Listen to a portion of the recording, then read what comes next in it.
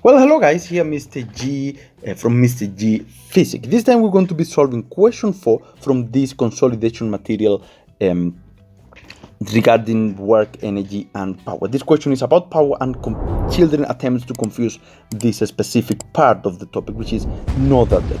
This question says, water is pumped from a 23 meters deep borehole. The requirement is 300 kilometers water every minute. The speed at which the water must be ejected is 5.5 meters per second. That one is the speed with which the water reaches the top of the borehole. So let's do a small drawing here. So let's do a small analysis here. We have a borehole. That borehole is 25 meters height, okay? 25 meters high. Actually, the 25 meter is not the borehole, but that pipe that is going to pull the water. So let's rather not write it like this and say that this is 25 meters. This pipe is 25 meters. Okay.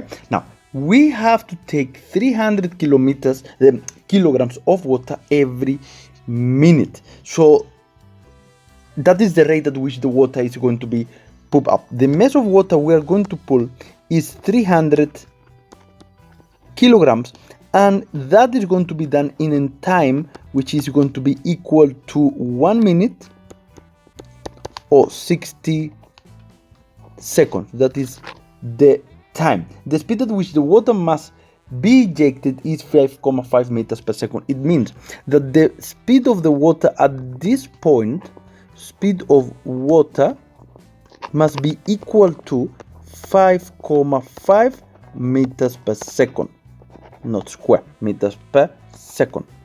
Alright, the speed of the water at the bottom here, speed of water must be equal to 0 because it's not moving. Okay, so that is important to know here. What else we need to know? The initial height is equal to 0 because the water is at this point here. The initial height is equal to 0, but the final height, because is all that, is 25 meters. So the final height will be 25 meters after the water being reached the top of the pipe. This one is for us to have a look of the question. The first question, 4.1, define the term power. So what is power? Power is the rate at which work is done or energy is transferred. This is a very easy definition just by the fact that the formula is going to be the definition. Power is equal to the rate at which work is done. This is the formula, and guys, is going to be given to you in the exam. Okay, now let's go to the tricky question here. Calculate the minimum power required by the electric pump to pump the water at the above mentioned rate. So to pump 300 kilograms of water. Now there are different options to solve this question. I'm obviously not going to do all of them. You can try other options and see if you get the same answer. You can even contact me if you want me to mark your work. It's not a problem. So starting here, they want to calculate the power. Power is equal to one of the formulas, work done divided by the time. We want to know the work done by the force of the pump. That is the word we're looking for. This one is the work done by the force of the pump. The pump is pushing that, or is pulling that water up, and this one is a non-conservative force. Okay, so what are we going to use here? We are going to use the law of conservation of energy. Remember, work done by the non-conservative forces is equal to the change in kinetic energy plus the change in potential energy. We're going to use that one. This work done by the non-conservative forces here, this one here, is the one we're speaking in that formula there. Okay? So further on, we can say that the work done by the non-conservative forces is equal to change in kinetic energy is half mass final speed square minus half mass initial speed square, everything plus the change in potential energy is mg final h minus mg initial height.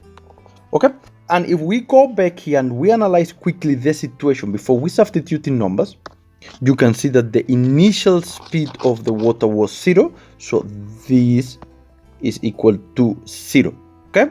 And you can see that the initial height of the water is also 0, therefore this one is 0.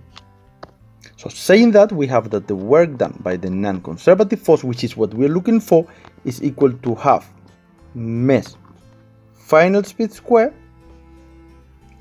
plus mg final h.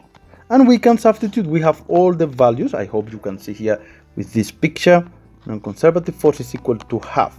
The mass is 300, speed square that is given to us is 5,5 square plus 300. The height is 25,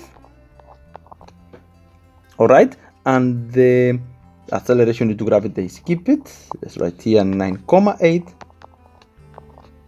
25. That is the work done by the non-conservative forces. If we calculate it, we get that this one is equal to, okay, note the following, this is not 25 meters, 23 meters. This is not 25 here, I must read carefully.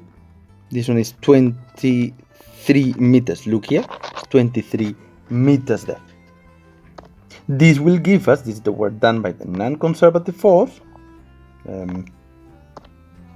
Work done by non-conservative force. This is giving us 72,157,5 joules. This must be substituted in the formula for power, and that is going to be the end of this question. We can answer here. There is question 5. We already answered that question 5 in a video. So we come here, power is equal to the work done divided by time. It's rate at which work is done. Work was 72,157,5. The time is 60 seconds. That gives us that the power is going to be 1,202,625 watt. That is the answer for this question, guys. It's not that bad. But remember to mark yourself. Remember to mark yourself. They will get 1 mark for the formula of power for sure, because that is the main question. 1 mark for starting the law of conservation of energy. 1 by the substituting of the kinetic energy. 1 for the potential energy. Then you will get 1 mark by the substitution here, and 1 for the final answer. So there's 1, 2, 3, 4, 5, 6. 1 mark. Where is the other mark? The other mark is for the zeros here. There is for the zeros is 1 mark there.